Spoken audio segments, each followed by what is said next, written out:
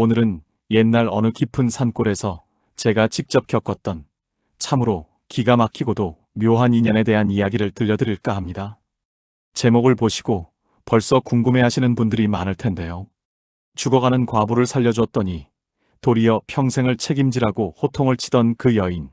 과연 그 속에는 어떤 사연이 숨어 있었을까요? 지금부터 그 파란만장했던 그날의 기억을 하나씩 풀어보겠습니다.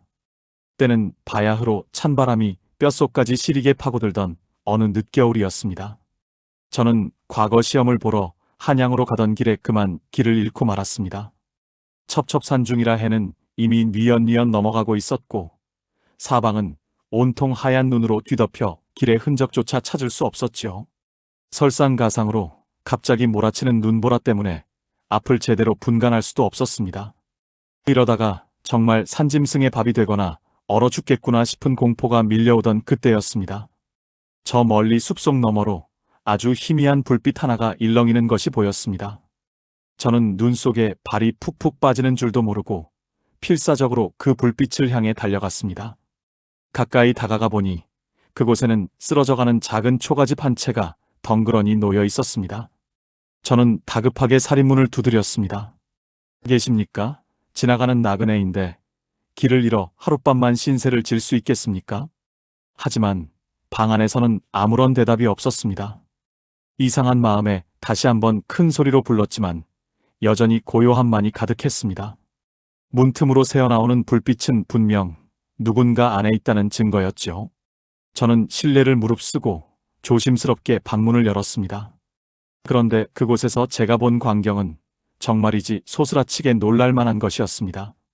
방 한가운데에 한 젊은 여인이 창백한 얼굴로 쓰러져 있었는데 그녀의 입술은 이미 새파랗게 질려 있었고 숨소리는 끊어질 듯 가냘프기만 했습니다. 정신을 차려보니 그녀의 옷은 땀과 눈물로 범벅이 되어 있었고 방 안의 온기는 이미 식어 있었습니다. 저는 일단 그녀를 살려야겠다는 생각뿐이었습니다. 급히 부엌으로 달려가 아궁이에 불을 지피고 찬물을 데워 그녀의 온몸을 닦아주기 시작했습니다. 여인의 몸은 마치 얼음덩어리처럼 차가웠습니다. 저는 제 겉옷을 벗어 그녀를 감싸 안고는 제 체온으로 그녀를 녹여주려 애썼습니다. 그렇게 얼마나 시간이 흘렀을까요? 어느덧 방 안에 훈훈한 온기가 돌기 시작하고 여인의 창백했던 굴에 조금씩 생기가 돌아오기 시작했습니다. 그녀의 가슴이 서서히 오르내리며 고른 숨소리가 들려오자 그제야 저도 안도의 한숨을 내쉬며 곁에 주저앉았습니다. 그런데 바로 그때였습니다. 죽은 듯이 누워있던 그녀가 갑자기 번쩍 눈을 뜨는 게 아니겠습니까? 저는 반가운 마음의 부인, 이제 정신이 좀 드십니까? 하고 물었습니다. 그런데 그녀의 반응은 제 예상과는 전혀 딴판이었습니다. 그녀는 저를 보자마자 소스라치게 놀라더니 갑자기 제 멱살을 움켜쥐는 것이었습니다.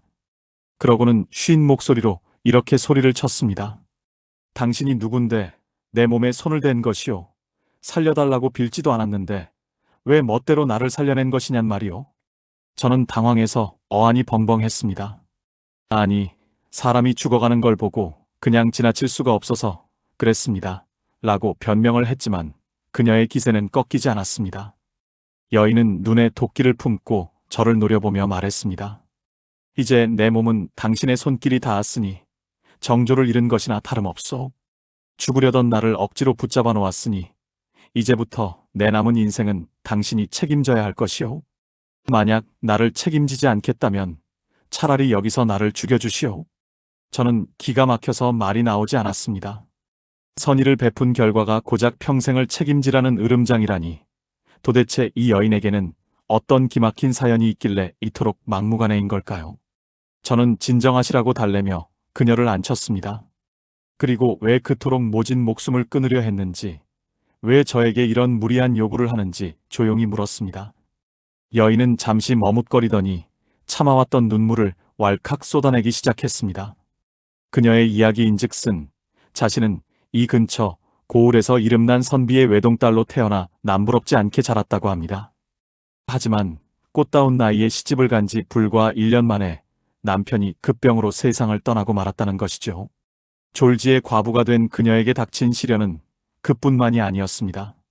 탐욕스러운 시댁 식구들은 그녀에게 남겨진 재산을 가로채기 위해 그녀를 구박하고 급기야는 산속 깊은 이곳으로 내쫓아버렸던 겁니다. 혼자 힘으로 살아보려 애썼지만 여자의 몸으로 산속 생활은 지옥과 같았고 배고픔과 외로움에 지친 그녀는 결국 스스로 목숨을 끊기로 결심했던 것이었습니다. 그런데 하필 그 순간에 제가 나타나 그녀를 살려놓았으니 그녀 입장에서는 다시 시작될 지옥 같은 삶이 두려웠던 모양입니다. 하지만 단순히 먹고 살기 힘들어서 저에게 책임지라고 한 것은 아니었습니다. 그녀가 저를 붙잡고 늘어진 데에는 훨씬 더 무섭고도 기막힌 이유가 숨어 있었습니다. 여인은 제 손을 꽉 잡으며 낮은 목소리로 속삭였습니다. 나그네님, 사실 제가 오늘 죽으려 했던 이유는 배고픔 때문만이 아닙니다. 오늘 밤 이 산을 내려가는 길목에는 저를 죽이려는 자들이 매복하고 있습니다. 그들은 제가 살아서 이 산을 내려가는 것을 절대 원치 않습니다. 저는 그 말을 듣고 등골이 오싹해졌습니다. 아니, 부인을 죽이려 하는 자들이 누구란 말입니까? 여인은 떨리는 목소리로 대답했습니다. 바로 제 시동생들입니다. 제가 죽어야만 가문의 재산이 온전히 그들의 손에 들어가기 때문이죠. 만약 나그네님이 저를 여기서 내보낸다면 저는 곧 죽은 목숨이나 다름없습니다. 그러니 저를 살려주신 김에 저들과 맞설 수 있게 저를 평생 책임져 주시든가 아니면 저를 데리고 이 험한 곳을 빠져나가 주셔야 합니다. 그녀의 눈빛은 간절하다 못해 절박해 보였습니다. 저는 이 기막힌 상황 앞에서 갈등하지 않을 수 없었습니다. 과거 시험을 치러 가야 하는 제 갈 길도 바쁜데 누군지도 모르는 여인의 기구한 운명에 엮여 목숨을 건 도박을 해야 한다니요. 하지만 눈앞에서 떨고 있는 이 여인을 다시 죽음의 구렁텅이로 내몰 수도 없는 노릇이었습니다. 저는 깊은 한숨을 내쉬며 그녀에게 물었습니다. 부인, 그렇다면 제가 어떻게 해야 당신을 도울 수 있겠습니까? 여인은 제 대답을 기다렸다는 듯이 품속에서 작은 비단 주머니 하나를 꺼내 놓았습니다. 그리고는 이 안에 들어있는 물건이 바로 시댁 식구들이 그토록 찾아 헤매던 가문의 비밀이 담긴 증표라고 말했습니다. 이것만 고을 관아에 무사히 전달할 수 있다면 자신의 억울함을 풀고 재산도 되찾을 수 있다는 것이었죠. 하지만 혼자서는 절대 관아까지 갈 수 없으니 제가 남편인 척 위장하여 자신을 보호해달라는 제안이었습니다. 참으로 위험천만한 일이 아닐 수 없었습니다.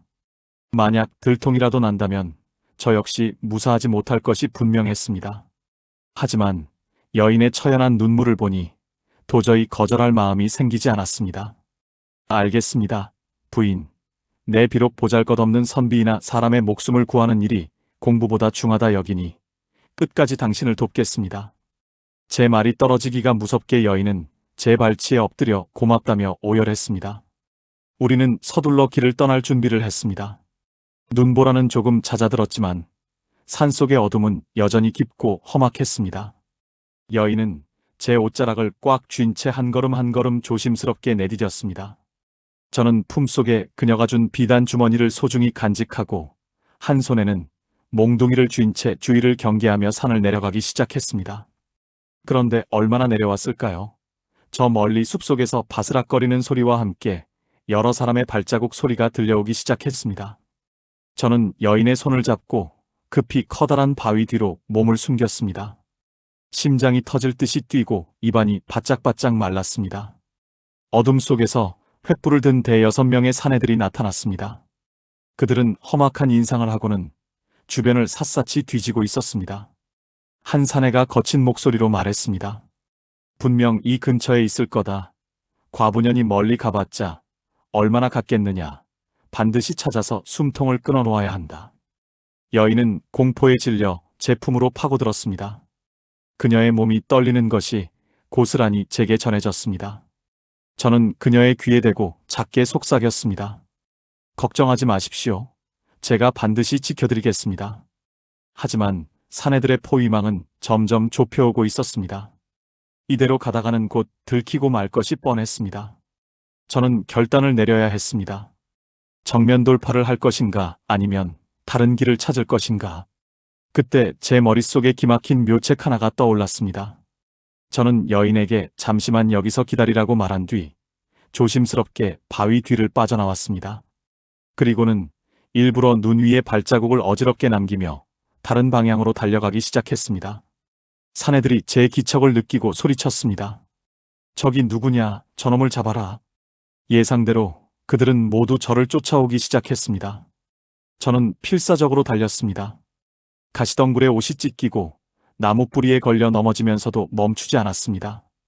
어느 정도 거리가 벌어졌다고 생각했을 때 저는 가파른 언덕 아래로 몸을 굴렸습니다. 다행히 쌓인 눈 덕분에 큰 부상은 면했지만 정신이 아득했습니다. 사내들은 언덕 위에서 잠시 서성이다가 제가 절벽 아래로 떨어진 줄 알고 혀를 차며 발길을 돌렸습니다. 휴, 이제 됐구나 싶어 안도의 한숨을 내쉬던 찰나 제 등 뒤에서 차가운 칼날의 감촉이 느껴졌습니다. 꼼짝 마라. 내 놈은 누구냐? 고개를 돌려보니 그곳에는 아까 보았던 사내들 중 한 명이 남아 저를 노려보고 있었습니다. 그는 아주 교활한 웃음을 지으며 제 품을 뒤지기 시작했습니다. 내 놈이 그 과부년과 한패라는 걸 모를 줄 알았더냐. 어서 그 비단 주머니를 내놔라. 저는 죽으림을 다해 저항했지만 힘센 장정을 당해낼 수는 없었습니다. 사내는 제 품에서 주머니를 뺏어 들고는 기고만장하게 웃어댔습니다. 하지만 그가 주머니를 여는 순간 그의 표정은 경악으로 물들었습니다. 그 안에는 그가 기대했던 증표가 아닌 그저 평범한 돌멩이들만 가득 들어 있었기 때문입니다. 사실 저는 출발하기 전 만약의 사태를 대비해 여인에게 진짜 증표는 본인이 간직하게 하고 저는 가짜 주머니를 들고 유인책을 쓰기로 약속했던 것입니다. 사내가 분노하며 칼을 치켜든 그 순간 멀리서 관군의 나팔 소리가 들려오기 시작했습니다. 알고 보니 제가 유인책을 쓰는 동안 여인은 미리 알려준 지름길을 통해 산 아래 마을로 내려가 관가에 도움을 청했던 것이었습니다. 사내들은 혼비백산하여 도망치기 시작했고 저는 관군들에 의해 무사히 구조될 수 있었습니다. 여인은 관군들과 함께 달려와 저를 껴안고 펑펑 울었습니다. 살아서 다행이라고, 정말 고맙다며 제 손을 놓지 않았죠. 상황은 일단락되었지만 이야기는 여기서 끝이 아니었습니다. 관하로 압송된 시동생들의 자백을 통해 그들이 저지른 악행이 낱낱이 밝혀졌고 여인은 자신의 신분과 재산을 모두 되찾을 수 있게 되었습니다. 고을 사또는 저의 용기를 높이 사며 큰 상을 내리려 했지만 저는 선비로서 마땅히 할 일을 했을 뿐이라며 정중히 거절했습니다. 이제 저는 다시 제 길을 떠나려 했습니다. 그런데 길을 떠나려는 제 앞을 여인이 다시 가로막았습니다. 그녀의 눈빛은 처음 만났을 때처럼 단호하면서도 이번에는 무언가 따뜻한 기운이 서려 있었습니다. 선비님, 제가 처음에 했던 말 기억하시나요? 저를 살려주었으니 평생을 책임지라고 했던 그 말 말입니다. 저는 웃으며 대답했습니다. 부인, 이제 모든 오해가 풀리고 안전해졌으니 책임질 일은 없지 않습니까? 하지만 여인은 고개를 가로저었습니다. 아니요. 그때는 살고 싶어서 했던 절박한 거짓말이었지만 지금은 제 진심입니다. 선비님 같은 분이라면 제 평생을 맡겨도 후회가 없을 것 같습니다. 그러니 과거 시험을 보러 가시되 만약 급제하신다면 다시 이곳으로 저를 찾아와 주시겠습니까? 만약 떨어지신다 해도 상관없습니다. 제가 기다리고 있을 테니까요. 그녀의 돌발적인 고백에 저는 심장이 두근거려 아무 말도 할 수 없었습니다. 차가운 겨울밤 죽음의 문턱에서 만난 인연이 이렇게 운명적인 사랑으로 변할 줄이야 누가 알았겠습니까? 저는 그녀의 손을 꼭 잡으며 약속했습니다. 부인, 내 반드시 한양에 가서 뜻을 이루고 돌아오겠습니다. 그때까지 부디 몸 건강히 기다려 주십시오. 그렇게 저는 다시 길을 떠났습니다. 뒤를 돌아보니 여인은 제가 보이지 않을 때까지 손을 흔들며 서 있었습니다. 가슴속에 뜨거운 무언가가 솟구치는 기분이었습니다. 하지만 한양으로 가는 길은 여전히 멀고 험난했습니다. 그리고 제가 한양에 도착했을 때 저는 생각지도 못한 거대한 음모와 마주하게 됩니다. 과연 저는 과거에 급제하여 그녀와의 약속을 지킬 수 있었을까요? 아니면 또 다른 시련이 저를 기다리고 있었을까요? 한양 도성에 발을 들이던 그날의 기억이 아직도 생생합니다. 남대문을 통과하는데 왜 그리도 가슴이 두근거리던지 단순히 과거 시험에 대한 긴장감 때문만은 아니었습니다. 제품 안에는 그녀가 정성스럽게 싸준 보따리가 들려 있었고, 제 마음속에는 그녀의 간절한 약속이 깊이 박혀 있었기 때문입니다. 하지만 한양은 제가 생각했던 것보다 훨씬 더 차갑고 웅장한 곳이었습니다. 수많은 선비가 모여들어 저마다의 실력을 뽐내고 있었고, 그들 사이에서 시골 선비인 제가 자리를 잡기란 결코 쉬운 일이 아니었습니다. 저는 남대문 근처 작은 주막에 여장을 풀었습니다. 그곳은 지방에서 올라온 선비들이 북적이는 곳이었죠. 다들 이번 시험에 어떤 문제가 나올지, 누가 이번에 급제할 가능성이 높은지 떠들어대느라 정신이 없었습니다. 저는 그 소란스러움 속에서도 조용히 책을 펴들었지만 머릿속에는 자꾸만 그 산속 초가집에서의 일이 떠올랐습니다. 그 여인의 눈물, 그리고 마지막에 보여준 그 단호한 눈빛이 저를 채찍질하고 있었습니다. 내 반드시 급제하여 그녀의 억울함을 씻어주고 그녀가 평생을 기댈 수 있는 든든한 버팀목이 되어주겠노라 다짐하고 또 다짐했습니다.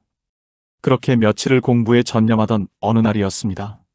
주막 한 구석에서 술잔을 기울이던 선비들의 대화가 제 귀에 꽂혔습니다. 이번 시험은 이미 주인이 정해져 있다는 소문이 파다하다는 것이었습니다. 영의정의 먼 친척 되는 이가 이번 과거에 응시했는데 이미 시험 문제 유출은 물론이고 시관들과의 거래까지 끝났다는 기가 막힌 이야기였습니다. 저는 설마 그럴 리가 있겠나 싶어 귀를 씻어내려 했지만 들려오는 이야기는 구체적이고도 참혹했습니다. 그 부패의 중심에는 제가 그녀를 구해주었던 그 고을의 세도가들과 연결된 한양의 권력자들이 얽혀 있었던 것입니다. 저는 등골이 서늘해지는 것을 느꼈습니다. 만약 그 소문이 사실이라면 제가 아무리 실력을 갈고 닦아도 그녀와의 약속을 지키는 것은 불가능할지도 모른다는 공포가 밀려왔습니다. 그런데 더 놀라운 사실은 그 다음이었습니다. 그 부패한 권력자들이 그토록 찾던 증표, 즉 그 여인이 가지고 있던 그 비단 주머니 속의 물건이 단순히 재산에 관한 것이 아니었다는 점입니다. 그것은 바로 조정 내부의 거대한 부정부패를 폭로할 수 있는 결정적인 비밀 장부였다는 사실을 알게 되었습니다.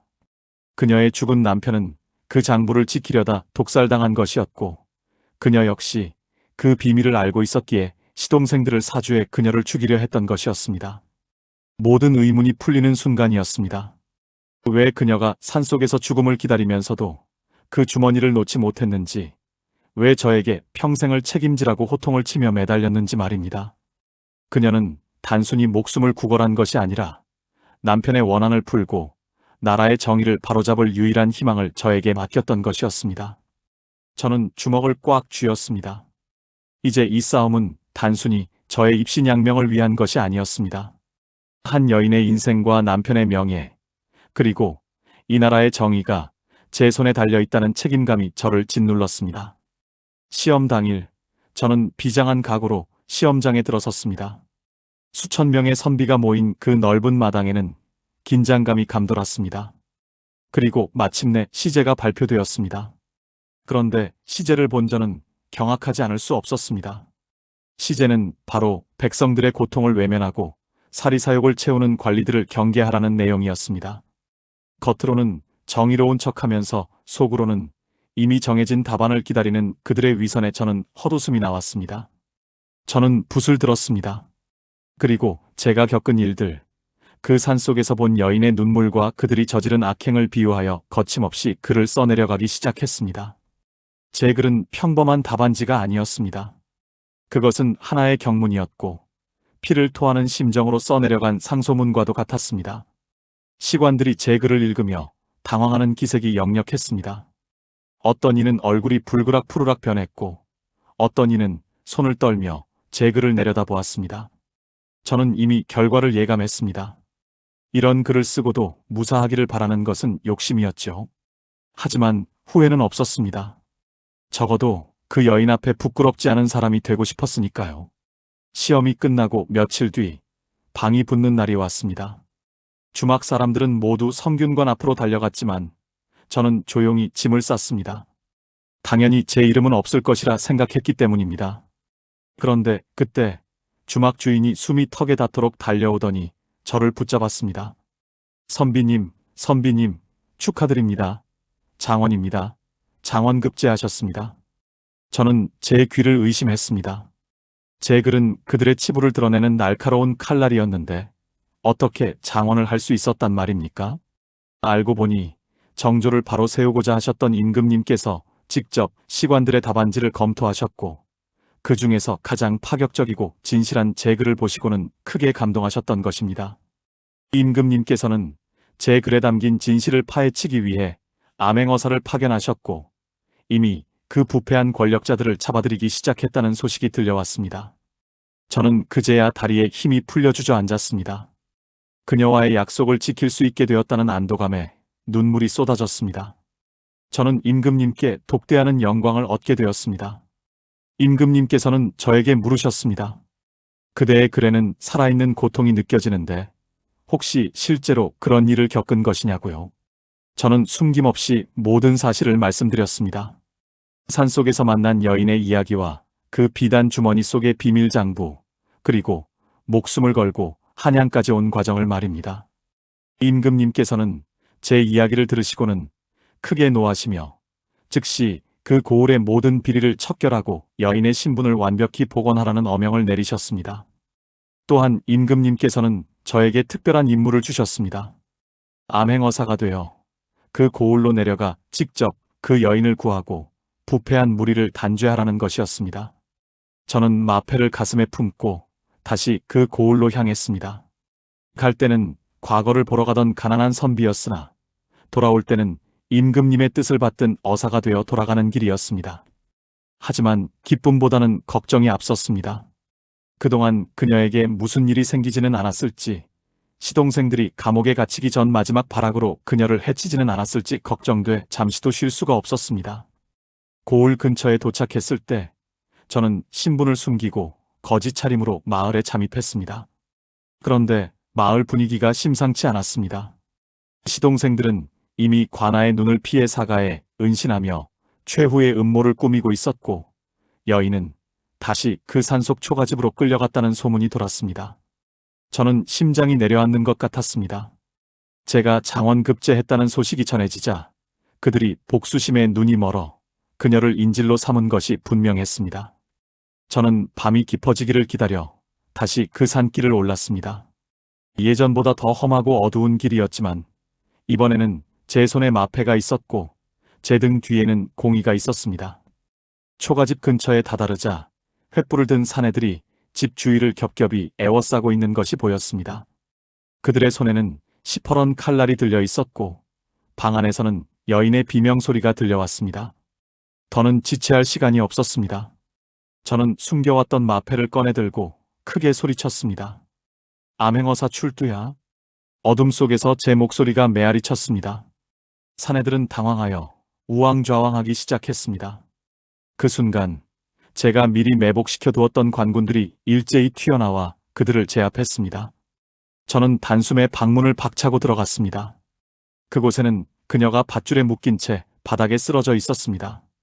시동생 중 한 명이 그녀의 목에 칼을 겨누고 있었죠. 그는 광기에 어린 눈으로 저를 노려보며 소리쳤습니다. 한 발자국만 더 움직이면 이년의 목을 베겠다. 저는 차분하게 말했습니다. 내 놈들의 죄는 이미 하늘에 닿았다. 지금이라도 칼을 내려놓는다면 목숨만은 부지할 수 있을 것이나 만약 부인의 몸에 작은 상처라도 낸다면 내 놈들의 구족을 멸할 것이다. 저의 위험 있는 목소리에 사내의 손이 파르르 떨리기 시작했습니다. 그 틈을 타 저는 순식간에 달려들어 그의 팔을 걷어찼습니다. 칼이 바닥으로 떨어지고 관군들이 들이닥쳐 그를 끌어냈습니다. 저는 서둘러 그녀의 포박을 풀었습니다. 그녀는 겁에 질려 떨고 있다가 저를 보고는 믿기지 않는다는 듯 멍하니 쳐다보았습니다. 부인, 제가 왔습니다. 약속을 지키기 위해 제가 돌아왔습니다. 제 목소리를 듣고서야 그녀는 참아왔던 울음을 터뜨리며 제 품으로 쓰러졌습니다. 선비님, 정말 장원급제를 하신 건가요? 어사가 되어 오신 건가요? 그녀는 제 가슴에 달린 마패를 만져보며 아이처럼 울었습니다. 모든 상황이 정리되고 마을에는 다시 평화가 찾아왔습니다. 부패한 관리들은 모두 파직되어 압송되었고 시동생들은 엄중한 처벌을 받았습니다. 여인은 가문의 명예를 되찾고 재산도 돌려받게 되었습니다. 이제 모든 것이 제자리로 돌아간 듯 보였습니다. 하지만 저에게는 마지막으로 해결해야 할 과제가 남아 있었습니다. 바로 그녀와의 약속이었습니다. 고을 관아에서 성대한 잔치가 열리던 날, 저는 그녀를 조용히 불러냈습니다. 그녀는 이제 예전의 창백하고 초라한 모습이 아니었습니다. 고운 비단옷을 입고 단아하게 머리를 올린 그녀는 눈부시게 아름다웠습니다. 저는 그녀에게 물었습니다.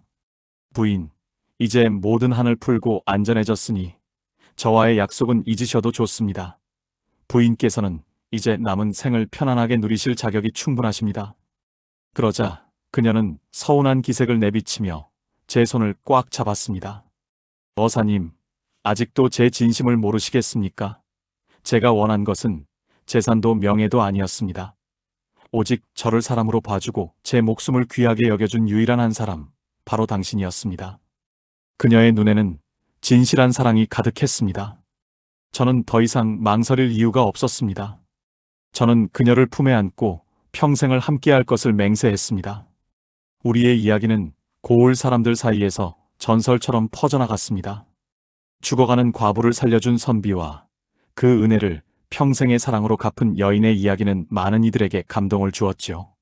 하지만 행복한 시간도 잠시, 조정에서 급한 전갈이 내려왔습니다. 변방에 전쟁의 기운이 감돌고 있으니 즉시 한양으로 복귀하여 국방을 책임지라는 임금님의 명령이었습니다. 저는 다시 그녀와 이별해야 하는 상황에 놓였습니다. 이제 막 행복을 찾으려 하는데 또다시 시련이 닥친 것이죠. 그녀는 눈물을 훔치며 제 짐을 챙겨주었습니다. 나라가 있어야 우리도 있는 법이니 부디 몸 조심해서 다녀오십시오. 저는 여기서 당신이 오실 때까지 다시 한번 기다리겠습니다. 그녀의 배웅을 받으며 저는 한양으로 향하는 말에 올랐습니다. 하지만 이번 전쟁은 생각보다 훨씬 더 처절하고 길었습니다. 저는 전장의 최전선에서 병사들과 함께 싸우며 수많은 위기를 넘겨야 했습니다. 때로는 식량이 떨어져 굶주리기도 하고 때로는 적군의 포위망에 갇혀 죽을 고비를 넘기기도 했습니다. 그럴 때마다 저를 버티게 한 것은 오직 하나, 고향에서 저를 기다리고 있을 그녀의 얼굴이었습니다. 전쟁터에서 저는 그녀에게 수시로 편지를 보냈습니다. 비록 답장을 받을 수는 없었지만 제 마음을 담은 글을 적어 날려보내는 것만으로도 큰 위안이 되었습니다. 그런데 어느 날 적군의 기습으로 제가 쓴 편지들이 모두 불타버리고 저는 깊은 상처를 입어 의식을 잃게 되었습니다. 동료들은 제가 죽은 줄 알고 포기하려 했지만 기적적으로 저는 며칠 만에 눈을 떴습니다. 눈을 뜬 제 앞에 보인 것은 놀랍게도 그녀의 얼굴이었습니다. 제가 꿈을 꾸는 것인가 싶어 눈을 비벼보았지만 그녀는 분명히 제 곁에서 눈물을 흘리며 제 상처를 닦아주고 있었습니다.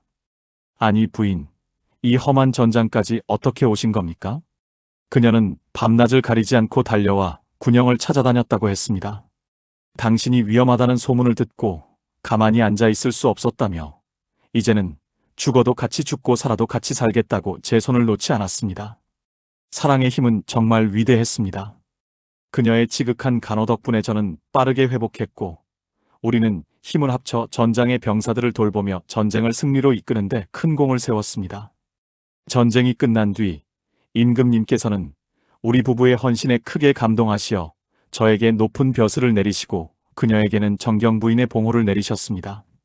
그렇게 우리는 마침내 모든 풍파를 이겨내고 한양에서 행복한 가정을 꾸리게 되었습니다. 하지만 우리 부부는 화려한 권세에 연연하지 않았습니다. 가끔은 그 산속 초가집을 그리워하며 어려운 처지에 놓인 백성들을 돕는 일에 평생을 바쳤습니다.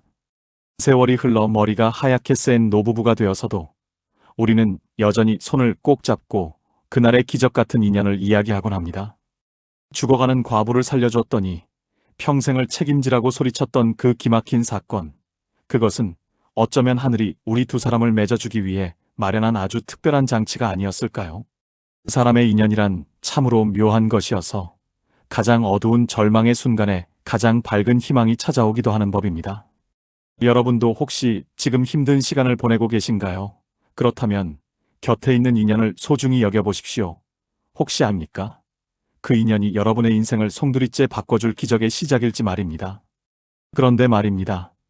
우리가 한양에서 행복하게 살던 어느 날 생각지도 못한 손님이 저희 집 대문을 두드렸습니다. 그 손님은 아주 낡은 비단 주머니 하나를 들고 있었는데 그 주머니를 보는 순간 저와 제 아내는 동시에 비명을 지르고 말았습니다. 도대체 그 주머니는 무엇이었고 그 손님의 정체는 누구였을까요? 저희 집 대문을 두드린 그 노인은 초라한 행색이었지만 눈빛만은 형형하게 살아있었습니다. 그가 내민 낡은 비단 주머니는 세월의 풍파를 겪은 듯 색이 발해 있었지만 제 아내는 그 문양을 보자마자 제 팔을 꽉 부여잡으며 비명을 지른 것이었습니다. 그 주머니는 바로 아내의 돌아가신 아버지가 생전에 가장 소중히 여기시던 가문의 인장이 담겨있던 물건이었기 때문입니다. 하지만 단순히 인장 때문만은 아니었습니다. 아내는 떨리는 목소리로 그 노인에게 물었습니다. 어르신, 이 주머니가 어찌하여 어르신 손에 있는 것입니까? 이것은 분명 제 아버님과 함께 땅에 묻혔어야 할 물건인데 말입니다. 노인은 깊은 한숨을 내쉬며 저희 부부 앞에 무릎을 꿇었습니다. 그러고는 믿기 힘든 이야기를 시작했습니다. 자신은 과거 아내의 아버님을 모시던 호위무사였으며 아버님이 돌아가시던 그날 밤 사실은 독살당한 것이 아니라 가문의 비밀을 지키기 위해 스스로 죽음을 가장하고 어딘가로 몸을 숨기셨다는 것이었습니다. 그리고 이 주머니 안에는 단순한 가문의 인장이 아니라 전대 임금님께서 아내의 가문에 내리셨던 비밀스러운 밀지가 들어있다고 했습니다. 저는 머릿속이 하얘지는 기분이었습니다. 평범한 선비의 딸인 줄로만 알았던 제 아내가 사실은 조정의 거대한 역사를 뒤바꿀 열쇠를 쥔 인물이었다니요. 노인이 건네준 주머니 속 밀지를 펼쳐본 순간 저는 다시 한번 소스라치게 놀랐습니다. 그곳에는 현재의 임금님이 아닌 다른 왕실의 혈통에 관한 충격적인 진실이 적혀 있었습니다. 만약 이 밀지가 세상에 드러난다면 지금의 조정은 다시 한번 피바람이 부는 대혼란에 빠질 것이 분명했습니다. 아내는 눈물을 흘리며 밀지를 가슴에 품었습니다. 아버님께서 왜 그토록 이 비밀을 숨기려 하셨는지, 왜 자신을 산속 깊은 곳으로 내쫓으면서까지 이 주머니를 지키게 하셨는지 이제야 알 것 같다며 오열했습니다. 하지만 평화로운 삶을 꿈꾸던 우리 부부에게 이 진실은 너무나도 무거운 짐이었습니다. 그날 밤 저희 부부는 한숨도 잠을 이룰 수 없었습니다. 이 밀지를 불태워버리고 영원히 비밀로 묻어둘 것인가, 아니면 목숨을 걸고 임금님께 나아가 진실을 밝힐 것인가. 저는 아내의 손을 꼭 잡았습니다. 부인, 우리가 처음 만났던 그 눈 내리던 산속을 기억하십니까? 그때 부인은 저에게 평생을 책임지라고 하셨지요. 이제 그 책임의 무게가 더 커진 것 같습니다. 아내는 제 가슴에 머리를 묻으며 말했습니다. 서방님, 저는 서방님과 함께라면 그 어떤 험한 길도 두렵지 않습니다. 다만 우리 때문에 무고한 백성들이 피를 흘리는 일은 없었으면 좋겠습니다. 그런데 다음 날 아침 예상치 못한 불길한 소식이 전해졌습니다. 저희 집을 찾아왔던 그 노인이 숙소에서 싸늘한 주검으로 발견되었다는 것이었습니다. 그리고 저희 집 주변에는 정체 모를 사내들이 그림자처럼 서성거리기 시작했습니다. 이미 누군가가 이 비밀을 눈치채고 우리를 압박해오고 있었던 것입니다. 저는 직감했습니다. 이제 더는 도망칠 곳이 없다는 것을요. 저는 어사 시절 입었던 관복을 다시 꺼내 입었습니다. 그리고 아내에게는 남장을 시켜 제 곁에 세웠습니다. 우리는 가장 위험한 곳이자 가장 진실에 가까운 곳인 궁궐을 향해 정면으로 나아가기로 결심했습니다. 궁으로 향하는 길은 첩첩산중보다 더 험난했습니다. 도처에 자객들이 매복해 있었고 우리가 믿었던 동료들조차 누구의 편인지 알 수 없는 상황이었습니다. 한 번은 숲길을 지나는데 수십 발의 화살이 우리를 향해 쏟아졌습니다. 저는 몸을 날려 아내를 감싸 안았고 제 어깨에는 날카로운 화살 하나가 박히고 말았습니다. 아내는 비명을 지르며 제 상처를 막으려 했지만 저는 그녀를 다독이며 멈추지 말고 달려야 한다고 소리쳤습니다. 피를 흘리면서도 멈출 수 없었던 이유는 우리가 멈추는 순간 이 나라의 정의도 함께 멈출 것이라는 절박함 때문이었습니다. 우여곡절 끝에 궁궐 입구에 다다랐을 때 우리 앞을 가로막은 것은 놀랍게도 제가 장원급제했을 때 저를 이끌어 주었던 스승님이었습니다. 스승님은 차가운 눈빛으로 저를 바라보며 말씀하셨습니다.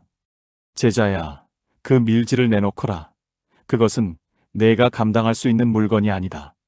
그것만 넘겨준다면 너와 내 처의 목숨만은 살려주마. 저는 배신감에 몸을 떨었습니다.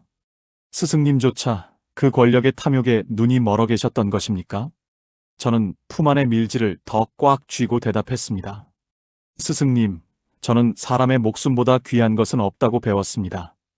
이 밀지는 죽은 자들의 원혼을 달래고 산 자들의 정의를 세울 물건입니다. 결코 넘겨드릴 수 없습니다. 스승님의 신호와 함께 수많은 군사가 우리를 에워쌌습니다. 절체절명의 순간 아내가 제 앞으로 나섰습니다. 그녀는 품속에서 아버님의 인장을 높이 치켜들며 준엄하게 꾸짖었습니다. 이 인장을 보고도 무례하게 구는 것이냐? 이 인장은 선대 왕께서 우리 가문에 내리신 신표이며 이 자리에 있는 너희 모두가 지켜야 할 명예다. 아내의 당당한 기세에 군사들은 잠시 주춤했습니다. 그 틈을 타 저는 큰 소리로 임금님께 고했습니다. 전하, 소신 김아무개, 전하께 드릴 피 맺힌 진실이 있어 목숨을 걸고 왔나이다.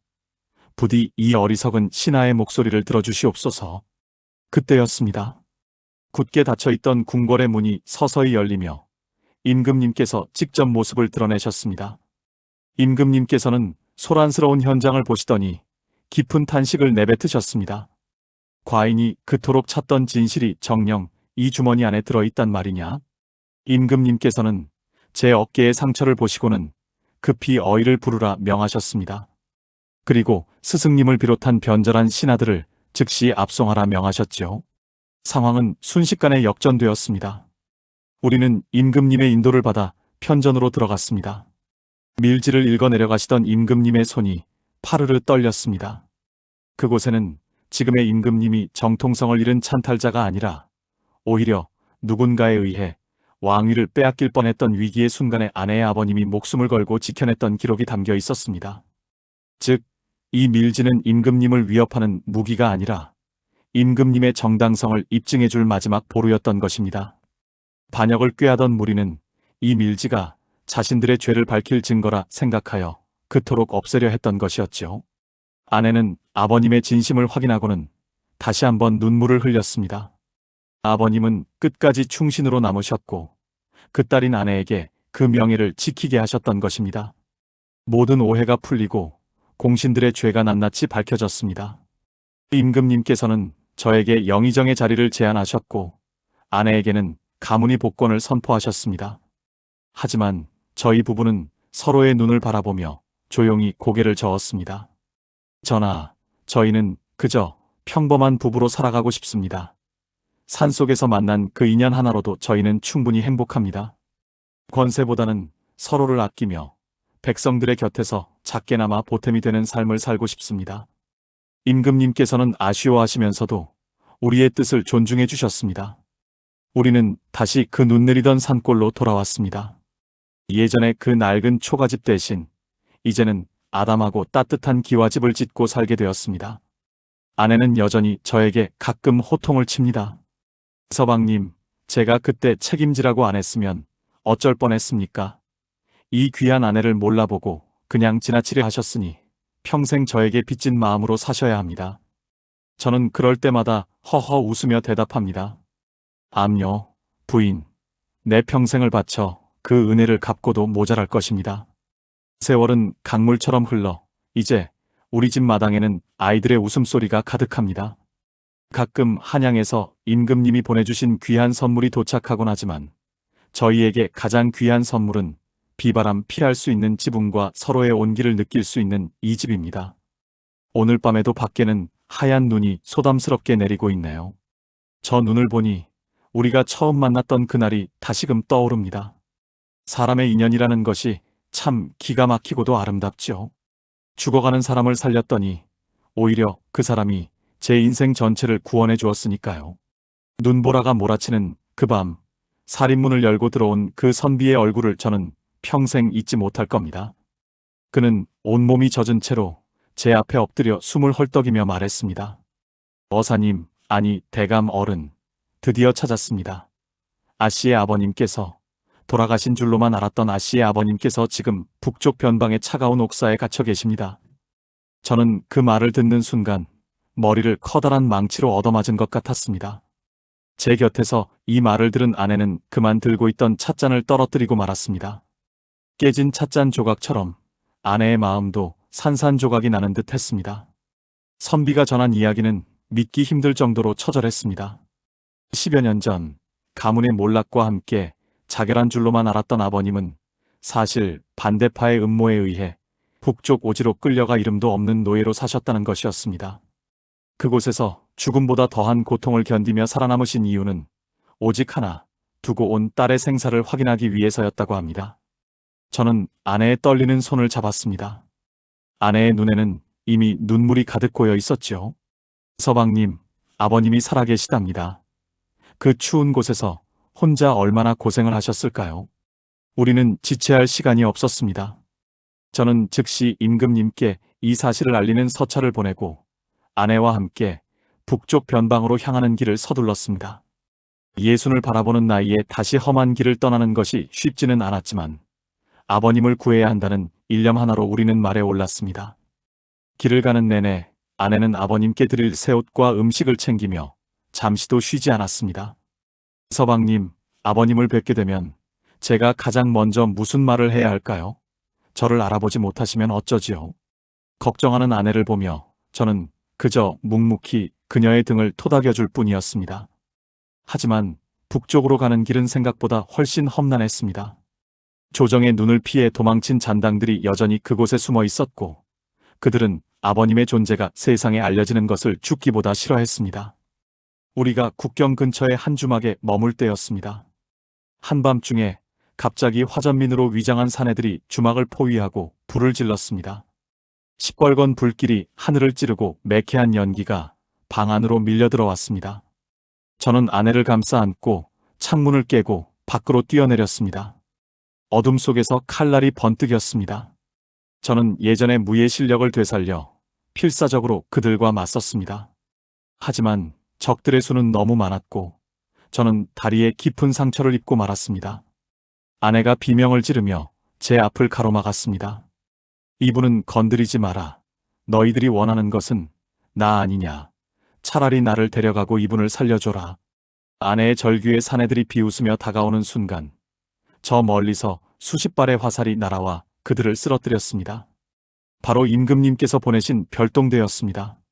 가까스로 목숨을 구한 우리는 마침내 아버님이 계시다는 변방의 옥사에 도착했습니다. 그곳은 사람의 온기라고는 찾아볼 수 없는 차갑고 습한 지하 감옥이었습니다. 쇠창살 너머로 보이는 한 노인의 뒷모습은 너무나 작고 초라했습니다. 아내가 떨리는 목소리로 아버지를 불렀습니다. 아버님, 저 왔어요. 당신의 딸이 왔습니다. 노인은 천천히 고개를 돌렸습니다. 그 눈동자는 초점이 흐릿했지만 아내를 보는 순간 기적처럼 생기가 돌기 시작했습니다. 내 딸이냐? 정녕 내가 내 딸이란 말이냐? 두 부녀는 쇠창살을 사이에 두고 손을 맞잡고 통곡했습니다. 10여 년의 세월이 그 한순간에 녹아내리는 듯 했습니다. 저는 그 모습을 보며 저도 모르게 뜨거운 눈물을 흘렸습니다. 죽어가는 과부를 살려줬던 그날의 선택이 결국은 무너진 한 가문을 다시 세우고 억울하게 죽어갔을 한 충신의 목숨을 구하는 길로 이어졌던 것입니다. 저는 아버님 앞에 엎드려 절을 올렸습니다. 아버님, 늦게 모시러 와서 정말 죄송합니다. 이제는 저희와 함께 따뜻한 집으로 돌아가시죠. 하지만 아버님은 고개를 가로저으셨습니다. 아니다. 나는 이미 이 나라의 법도에 따라 죽은 사람으로 되어 있다. 내가 살아 돌아가면 또다시 조정에 피바람이 불 것이야. 나는 그저 내가 살아있다는 것을 확인한 것만으로도 충분하다. 아버님의 말씀은 단호했습니다. 자신의 안위보다 나라의 안녕을 먼저 생각하는 진정한 충신의 모습이었습니다. 아내는 아버님의 발을 붙잡고 절규했습니다. 아버님, 어떻게 다시 만났는데 또 헤어지란 말씀입니까? 제발 저희와 함께 가주세요. 그때였습니다. 옥사 밖에서 임금님의 어명이 도착했습니다. 임금님께서는 아버님의 충성심을 이미 알고 계셨고 그에게 새로운 이름과 신분을 내려 비밀리에 도성으로 모셔오라는 명령을 내리셨습니다. 세상 사람들에게는 여전히 죽은 사람으로 남겠지만 저희 곁에서는 평범한 노인으로 여생을 보낼 수 있게 해주신 것이죠. 저희는 임금님의 배려에 감동하여 머리를 조아렸습니다. 그렇게 아버님은 꿈에 그리던 고향으로 돌아오게 되셨습니다. 도성으로 돌아오는 길은 갈 때와는 전혀 다른 기분이었습니다. 마을 위에서 바라보는 강산은 유난히 아름다웠고 아내의 얼굴에는 세상에서 가장 행복한 미소가 번져 있었습니다. 아버님은 저희 집 뒷방에 머물며 손주들의 재롱을 보는 낙으로 사셨습니다. 비록 밖으로 나가지는 못하셨지만 마당에 핀 꽃을 보며 허허 웃으시는 그분의 모습에서 진정한 평화를 보았습니다. 저는 아침마다 아버님께 무난 인사를 올리며 생각했습니다. 참으로 기묘한 인생이라고 말입니다. 어느 날 저녁 아버님께서 저를 조용히 부르셨습니다. 자네에게 줄 선물이 하나 있네.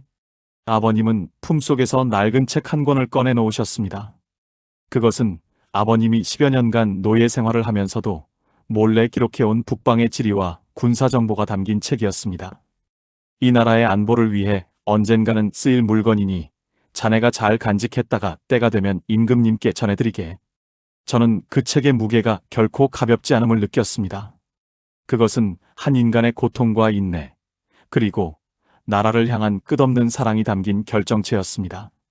그렇게 세월은 또다시 흘러 평화로운 나날이 이어졌습니다. 하지만 하늘은 우리에게 또 다른 시험을 준비하고 있었던 것일까요? 어느 날 갑자기 아내의 몸에 이상한 증상이 나타나기 시작했습니다. 아무것도 먹지 못하고 온몸이 불덩이처럼 달아오르는 것이었습니다. 의원들을 불러 백방으로 수소문했지만 그들은 고개를 저으며 알 수 없는 병이라고만 했습니다. 저는 눈앞이 캄캄했습니다. 아버님을 모셔오고 이제 막 행복해지려는데 이번에는 아내가 제 곁을 떠나려 하다니요. 저는 아내의 곁을 한시도 떠나지 않고 간호했습니다. 부인, 정신 차리세요. 저를 두고 어디를 가시려는 겁니까? 평생 책임지겠다고 약속하지 않았습니까? 아내는 희미하게 웃으며 제 손을 잡았습니다. 서방님, 이제는 제가 서방님을 놔드려야 할 때인가 봅니다. 충분히 과분한 사랑을 받았으니 여한이 없습니다. 저는 아내를 안고 오열했습니다. 아니요, 절대로 그럴 수는 없습니다. 제가 어떻게든 부인을 살려낼 것입니다. 그때 뒷방에서 조용히 계시던 아버님께서 방으로 들어오셨습니다. 아버님의 눈빛은 예전에 그 형형한 빛을 띠고 있었습니다. 자네, 혹시 그 산속 초가집 근처에 있는 천년된 산삼에 대한 전설을 들어본 적이 있는가? 저는 고개를 번쩍 들었습니다. 아버님은 과거에 그곳에서 신비한 약초를 보았다는 기록을 기억해내신 것이었습니다. 하지만 그곳은 지금 한겨울이라 접근조차 불가능한 험지였습니다. 저는 주저하지 않았습니다. 부인을 살릴 수만 있다면 지옥이라도 가겠습니다. 저는 다시 그 산을 향해 달렸습니다. 젊을 때와는 달리 숨이 턱 밑까지 차오르고 다리는 천근만근 무거웠지만 아내의 얼굴을 떠올리며 멈추지 않았습니다. 눈보라가 다시 몰아치기 시작했습니다. 마치 수십 년 전 우리가 처음 만났던 그날처럼 말입니다. 산 정상 근처에 다다랐을 때 저는 눈 속에 파묻힌 작은 빛 하나를 발견했습니다. 그것은 전설로만 전해지던 신비한 약초였습니다. 저는 얼어붙은 손으로 조심스럽게 그것을 캐내어 품에 안았습니다. 집으로 돌아오는 길, 저는 몇 번이나 쓰러졌습니다. 하지만 그때마다 아내의 목소리가 들리는 듯 했습니다. 서방님, 책임지세요. 저를 책임지셔야죠. 그 목소리가 저를 다시 일으켜 세웠습니다. 마침내 집에 도착하여 약초를 다려 아내의 입에 흘려넣었습니다. 한식경이 지나자 아내의 얼굴에 혈색이 돌기 시작했고 끊어질 듯하던 숨소리가 다시 힘차게 돌아왔습니다. 기적이 일어난 것이었습니다.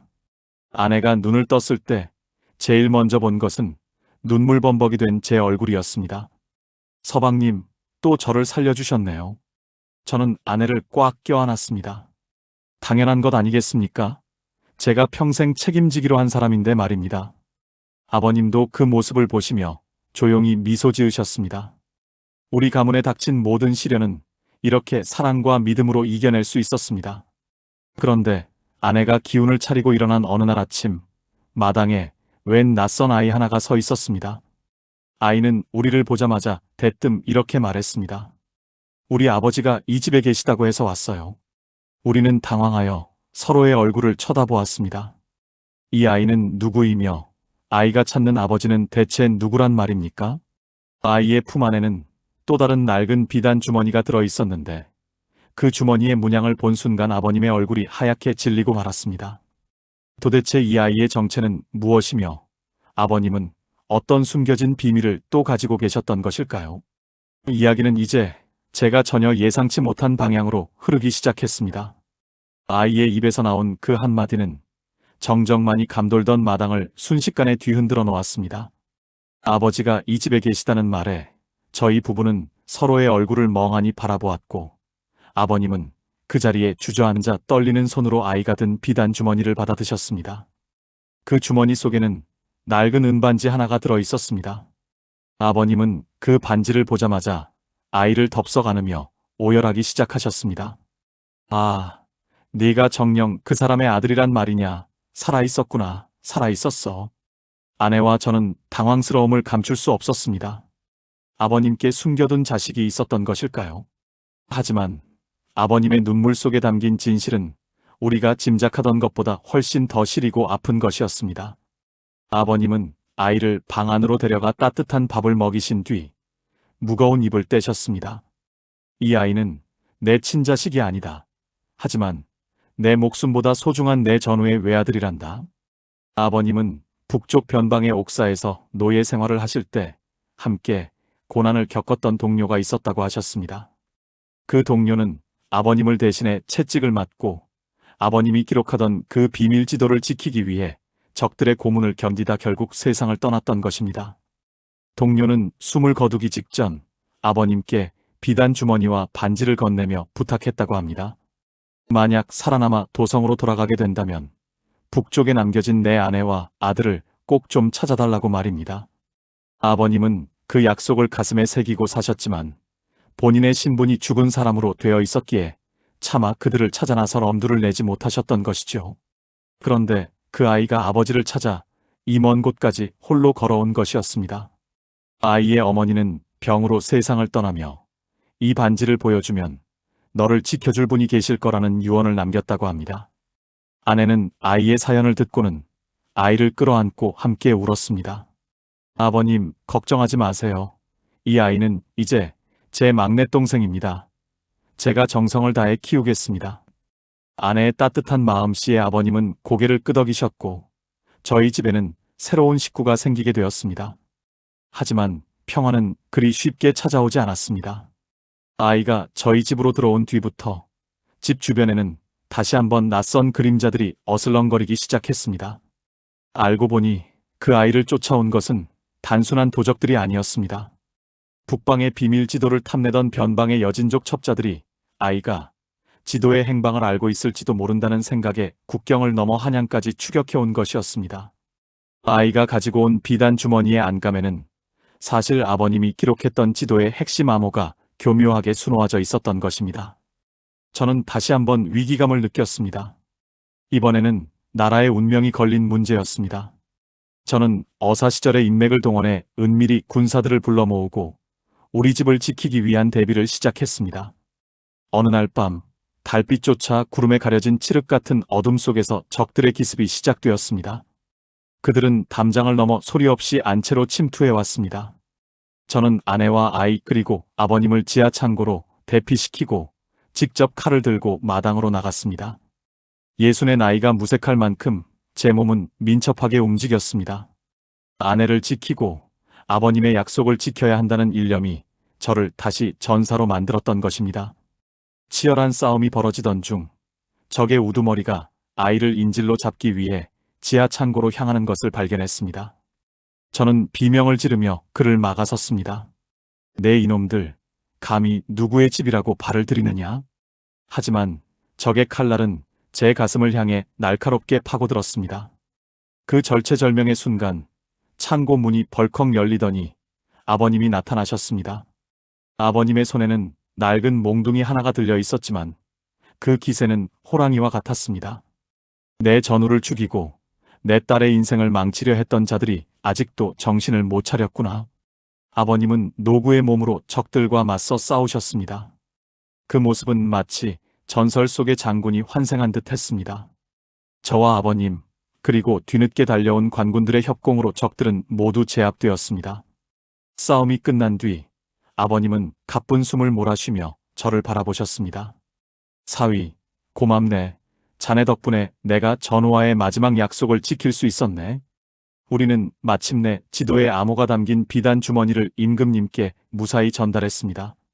임금님께서는 이 지도를 바탕으로 북방의 방어 체계를 완벽히 구축하셨고 나라에는 오랜 평화가 찾아왔습니다.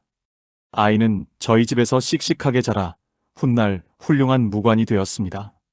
아버님은 그 아이가 장원급제하는 모습까지 보시고는 어느 화창한 봄날 미소를 찢으며 편안히 눈을 감으셨습니다. 아버님을 떠나보낸 뒤 저와 아내는 다시 그 산속 초가집을 찾았습니다. 우리가 처음 만났던 그 낡은 집은 이제 무너지고 흔적만 남았지만 그곳에서 시작된 우리의 인연은 수많은 사람의 목숨을 구하고 나라의 운명을 바꾸었습니다. 아내는 제 손을 꼭 잡으며 말했습니다. 서방님, 그때 제가 평생 책임지라고 했던 말 정말 잘한 것 같지요? 저는 아내의 어깨를 감싸 안으며 대답했습니다. 그럼요. 부인 덕분에 제가 사람답게 살 수 있었고 진정한 사랑이 무엇인지 알게 되었습니다. 우리의 이야기는 여기서 끝이 아닙니다. 세월이 흐르고 우리도 이제 세상을 떠날 준비를 해야 할 때가 되었을 때 아내는 저에게 마지막 부탁을 하나 했습니다. 서방님, 우리가 죽거든 우리를 처음 맺어준 그 산속 그늘진 곳에 함께 묻어주세요. 그곳에서 다시 시작하고 싶습니다. 저는 아내의 소원을 들어주기로 약속했습니다. 그리고 저희는 자식들에게 우리의 이야기를 기록한 책 한 권을 남겼습니다. 그것이 바로 지금 여러분께 들려드리고 있는 이 이야기의 시작입니다. 죽어가는 과부를 살려줬더니 평생 책임지라고 소리쳤던 기막힌 여인, 그리고 그녀를 위해 목숨을 걸었던 한 선비의 이야기. 이 이야기는 단순한 야담이 아닙니다. 그것은 사람과 사람 사이의 신의와 사랑이 얼마나 위대한 기적을 만들어낼 수 있는지를 보여주는 증거입니다. 여러분의 인생에서도 누군가 여러분에게 손을 내민다면, 혹은 여러분이 누군가에게 손을 내밀어야 한다면 주저하지 마십시오. 그 작은 시작이 어떤 거대한 운명의 소용돌이를 만들어낼지는 아무도 모르는 일이니까요. 어느덧 밤이 깊어 사방이 고요합니다. 촛불도 이제 거의 다 타들어갔네요. 저의 이 긴 사연을 끝까지 들어주신 여러분께 다시 한번 깊은 감사의 인사를 올립니다. 여러분의 가슴 속에도 이 이야기가 작은 온기로 남기를 바랍니다. 하지만 잠시만요. 제가 잊고 있었던 사실이 하나 있습니다. 그 아이가 장성하여 무관이 된 후 어느 날 저에게 찾아와 건네준 물건이 하나 더 있었습니다. 그 물건은 아내의 아버님이 차마 저에게도 말하지 못했던 우리 가문에 얽힌 마지막 비밀이 담긴 것이었는데요. 그 마지막 비밀은 과연 무엇이었을까요? 그리고 그 비밀이 우리 자손들에게 어떤 영향을 미치게 되었을까요? 바람결에 실려온 지난날의 향기가 유난히 짙은 밤입니다. 여러분, 제가 아까 말씀드렸던 그 마지막 비밀에 대해 많이 기다리셨죠? 장성한 아이가, 아니, 이제는 위험 있는 장군이 된 그 아이가 제 앞에 내민 것은 자그마한 옥함이었습니다. 아버님이 돌아가시기 전 그 아이에게만 따로 맡기며 제가 백발이 되었을 때 전해주라고 당부하셨던 물건이었죠. 떨리는 손으로 옥함을 열어보니 그 안에는 빛바랜 종이 한 장과 반으로 갈라진 옥 놀이개 하나가 들어 있었습니다. 저는 그 종이를 펼쳐든 순간 그만 자리에 주저앉고 말았습니다. 그곳에는 제 아버님의 휘자가 선명하게 적혀 있었기 때문입니다. 사실 저는 어릴 적 부모님을 여의고 홀로 어렵게 공부하며 자란 처지라 아버님에 대한 기억이 거의 없었습니다. 그런데 아내의 아버님, 즉 장인어른의 유품에서 제 아버님의 이름이 나올 줄이야 꿈에도 생각지 못한 일이었지요. 편지 속에는 두 분이 과거에 맺었던 피보다 진한 약속이 적혀 있었습니다. 알고 보니 제 아버님과 장인어른은 젊은 시절 생사를 함께한 의형제였다고 합니다. 두 분은 나라의 커다란 전란 속에서 서로의 등을 맞대고 싸우며 목숨을 구해주었고 훗날 자식이 태어나면 반드시 혼인시켜 대대로 그 인연을 이어가기로 약속하셨던 겁니다. 하지만 전란 중에 저희 집안이 풍비박산 나면서 소식이 끊겼고 장인어른은 평생을 친구의 아들인 저를 찾아 헤매셨던 것이죠. 장인어른은 그 산속 초가집 근처에서 저를 처음 보셨을 때 이미 제 목에 걸려있던 낡은 끈의 문양을 보시고 제가 친구의 아들임을 직감하셨다고 합니다. 하지만 당시 장인어른은 죽은 사람으로 살아야 했고 아내 역시 시댁의 음모에 휘말려 목숨이 위태로운 상황이었기에 진실을 밝힐 수 없으셨던 겁니다. 장인어른은 대신 아내에게 유언처럼 말씀하셨던 것이죠. 혹시라도 너를 구해주러 오는 선비가 있거든 무슨 수를 써서라도 그를 붙잡아 평생을 함께하라고 말입니다. 그 기막힌 이유가 바로 이것이었습니다. 아내가 저에게 무작정 평생을 책임지라고 호통을 쳤던 것은 단순히 살고 싶어서가 아니라 아버님의 마지막 유언과도 같은 당부를 지키기 위함이었습니다. 아내는 그 선비가 누구인지도 모른 채 아버님의 말씀을 따랐던 것이고 저는 그것도 모른 채 우연한 인연이라 생각하며 그녀를 지켰던 것이죠. 하지만 그것은 우연이 아니라 수십 년 전부터 준비된 거대한 운명의 수레바퀴였습니다. 저는 옥놀이개 조각을 아내의 목에 걸린 나머지 조각과 맞춰보았습니다. 한치의 오차도 없이 딱 들어맞는 그 모습을 보며 아내와 저는 한참 동안 서로를 껴안고 울었습니다. 우리가 그 모진 풍파를 겪으면서도 끝내 헤어지지 않고 서로를 지탱할 수 있었던 힘은 어쩌면 하늘에 계신 두 아버님의 간절한 기도가 아니었을까 싶습니다. 기막힌 인연이라고 생각했던 그 모든 순간이 사실은 가장 따뜻한 보살핌 속에 있었던 셈입니다. 이제 아이들도 다 장성하여 제 몫을 다하고 있고 저희 부부도 이제는 해 저무는 언덕에 서 있는 기분입니다. 하지만 저희는 두렵지 않습니다. 우리가 처음 만났던 그 차가운 눈보라 속에서도 희망의 불씨를 찾아냈듯이 앞으로 다가올 이별 역시 또 다른 만남으로 이어질 것을 믿기 때문입니다. 장군이 된 아이는 이제 그 옥함을 소중히 간직하며 저희가 살아온 이야기를 자신의 자식들에게 들려주겠다고 약속했습니다. 여러분, 사람의 인연이라는 것이 이토록 무섭고도 아름답습니다. 내가 무심코 건넨 손길 하나가 사실은 수십 년 전의 약속을 완성하는 마지막 조각일 수도 있고 나를 힘들게 했던 누군가의 억지 소리가 사실은 나를 살리기 위한 가장 간절한 외침일 수도 있습니다. 그러니 지금 곁에 있는 사람을 결코 가볍게 여기지 마십시오. 그 사람이 바로 여러분의 운명을 완성해줄 마지막 열쇠일지 모르니까요. 오늘 이야기는 여기서 정말로 마무리를 지어야 할 것 같습니다.